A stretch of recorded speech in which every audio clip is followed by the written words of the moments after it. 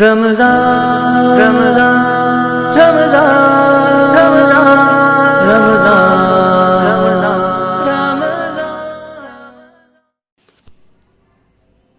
السلام علیکم ورحمۃ اللہ وبرکاتہ۔ الحمد للہ رب العالمین والصلاة والسلام علی سید المرسلین وعلی آلہ واصحابہ اجمعین، اما بعد۔ حضرات، آج کے درس کا عنوان ہے اخلاص، للہیت، اللہ کے لیے جینا، اللہ کے لیے مرنا۔ اعوذ باللہ من الشیطان الرجیم،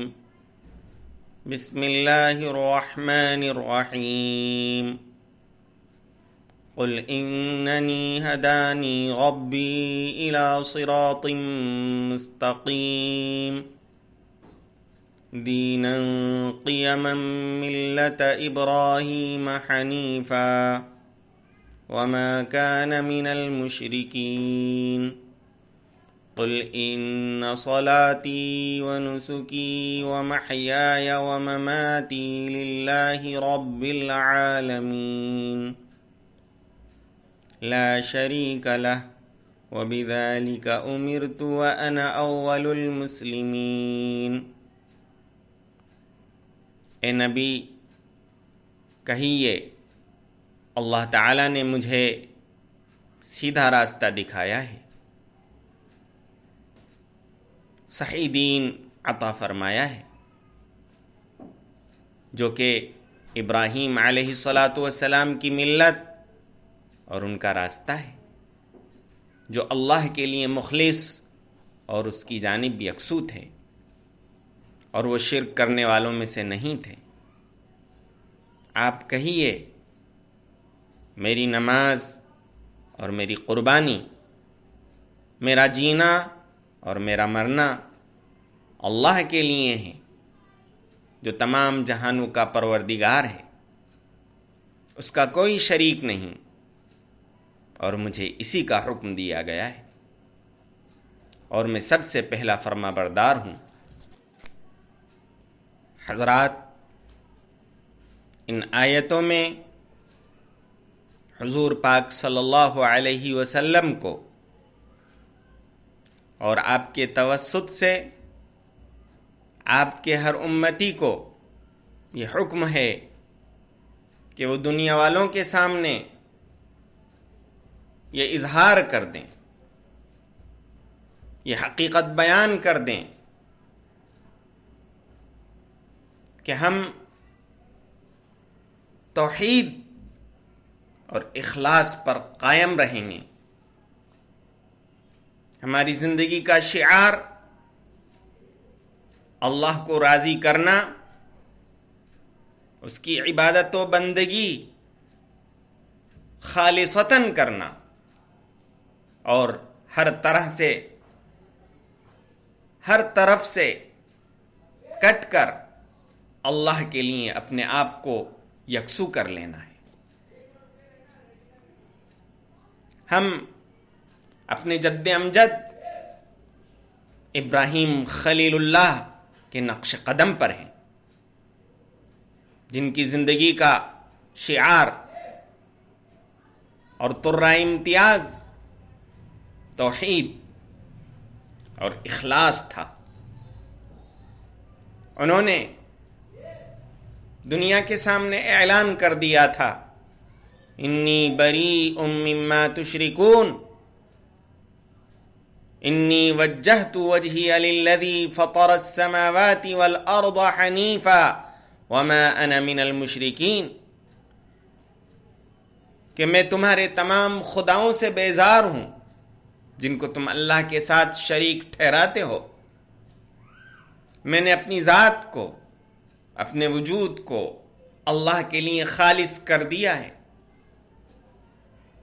جو زمین و آسمان کا پیدا فرمانے والا ہے۔ میں اسی کی طرف یکسو ہو گیا ہوں، اور میں شرک کرنے والوں میں سے نہیں ہوں۔ اسی کا مطالبہ مومن سے کیا جا رہا ہے کہ اس کی زندگی اور اس کی موت، اس کی عبادتیں، اس کے تقرب کے تمام اعمال اللہ کے لیے ہوں، وہ ہر طرح کے شرک سے پاک ہوں، بڑے شرک سے اور چھوٹے شرک سے، دونوں سے بالکل صاف اور خالی ہوں، خالص اور اللہ کے لیے بندگی ہو، جس میں شرک کی اور ریا کی کوئی ملاوٹ نہ ہو۔ ان آیتوں سے پہلے مشرکین کا طرز عمل بیان کیا گیا ہے کہ وہ اپنی قربانی میں غیر اللہ کو راضی کرنے کی نیت کرتے ہیں، وہ بتوں کے لیے چڑھاوے چڑھاتے ہیں، ان کے کام اللہ کے علاوہ کے لیے ہوتے ہیں۔ اس کے مقابلے میں ان آیتوں میں ایک مومن کو اس کے خلاف صحیح راستے کو اختیار کرنے کی ترغیب دی جا رہی ہے اور اس کا اعلان دنیا کے سامنے کرنے کی تاکید کی جا رہی ہے۔ نہ ہماری زندگی کے اندر بڑا شرک ہو کہ ہم غیر اللہ کے سامنے جھکیں، غیر اللہ کے سامنے ہاتھ پھیلائیں، غیر اللہ کے سامنے اپنی جھولی پھیلائیں، اپنا ماتھا ٹیکیں کسی دوسرے آستانے پر، اور نہ ہماری زندگی کے اندر چھوٹا شرک ہو یعنی ریاکاری ہو، بلکہ صرف اللہ کو راضی کرنا ہمارا شعار ہو، ہماری پہچان ہو۔ میری زندگی کا مقصد تیرے دین کی سرفرازی،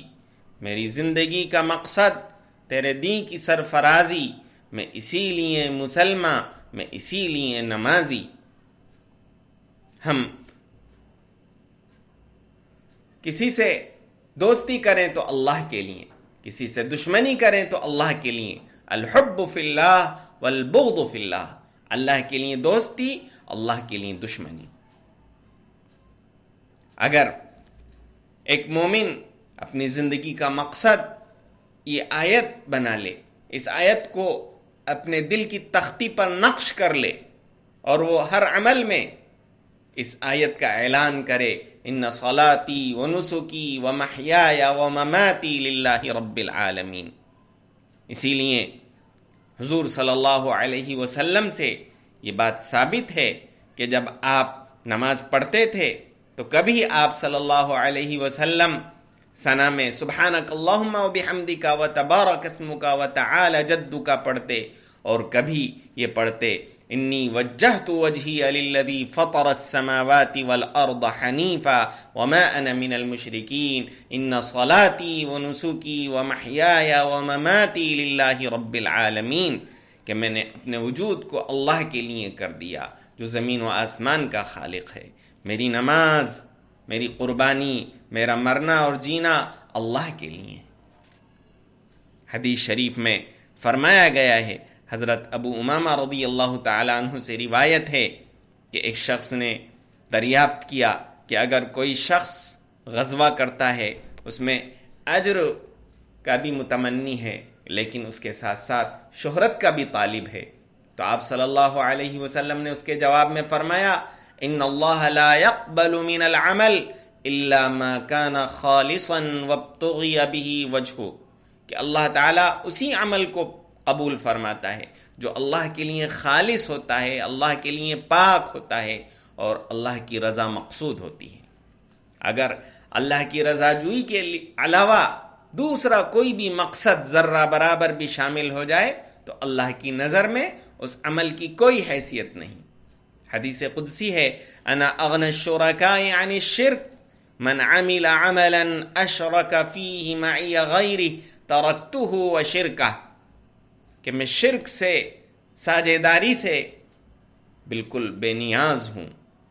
اگر کوئی ایسا کام کرتا ہے جس میں میرے علاوہ دوسرے کو بھی شریک کرتا ہے تو مجھے اپنے حصے کی کوئی ضرورت نہیں، وہ میں بالکل قبول نہیں کروں گا، میں صرف اسی عمل کو قبول کرتا ہوں جو خالصتاً میرے لیے کیا جائے۔ آج اگر ہم دیکھیں تو اپنی زندگی کو ہم ریاکاری سے عبارت پائیں گے۔ ہم کوئی بھی کام کرتے ہیں تو اس میں مخلوق کی طرف نظر ہوتی ہے، مخلوق کی تعریف، ان کی تعظیم، ان کی مدح سرائی، یہ ہمارا مقصد ہوتا ہے۔ اللہ کے یہاں اس کی کوئی حیثیت نہیں ہے، اس عمل کی اللہ کے یہاں کوئی قیمت نہیں ہے۔ وہ حدیث رونگٹے کھڑے کر دینے والی حدیث ہے، اگر وہ ہمارے پیش نظر رہے تو ہماری زندگی کا رخ دوسرا ہو، جس میں یہ بات بتائی گئی ہے کہ ایک عالم کو اور ایک سخی کو اور ایک شہید کو سب سے پہلے جہنم میں پہنچایا جائے گا، کیونکہ انہوں نے علم اللہ کے لیے نہیں حاصل کیا تھا، انہوں نے تعلیم اور تبلیغ اور دعوت کا کام اللہ کے لیے نہیں کیا تھا، وہ اللہ کے لیے نہیں لڑا تھا، بلکہ وہ اس لیے لڑا تھا تاکہ اس کو بہادر کہا جائے۔ وہ اللہ کے لیے نہیں خرچ کرتا تھا، بلکہ وہ مخلوق کو دکھانے کے لیے اور فیاض و سخی کہلانے کے لیے خرچ کرتا تھا۔ تو اللہ تعالیٰ نے ان کے ان اعمال کو اللہ تعالیٰ نے رد فرما دیا اور ان کے جہنمی ہونے کا اللہ تبارک و تعالیٰ نے فیصلہ فرما دیا۔ بڑے ڈر کا مقام ہے۔ آج ہمیں یہ وعدہ کرنا چاہیے اور یہ عہد کرنا چاہیے کہ ہم اپنے اعمال میں اخلاص پیدا کریں گے۔ اخلاص یہ ہے، فضیل ابن عیاض رحمۃ اللہ علیہ نے فرمایا، ترک العمل لغیر اللہ، ترک العمل لغیر اللہ ریاء والعمل لغیر اللہ شرک، کہ اللہ کے علاوہ کے لیے کام کرنا یہ شرک ہے، اور اللہ کے علاوہ کے لیے کام چھوڑ دینا یہ ریا ہے۔ اور اخلاص یہ ہے کہ تمہیں اللہ تبارک و تعالی دونوں سے پاک رکھے، نہ ہم کوئی کام غیر اللہ کے لیے کریں اور نہ کوئی کام غیر اللہ کے لیے چھوڑیں، بلکہ ہم جو بھی کریں وہ اللہ کے لیے کریں، جو بھی چھوڑیں اللہ کے لیے چھوڑیں۔ اللہ تبارک و تعالی ہمیں عمل کرنے کی توفیق عطا فرمائے۔ وآخر دعوانا ان الحمد للہ رب العالمین۔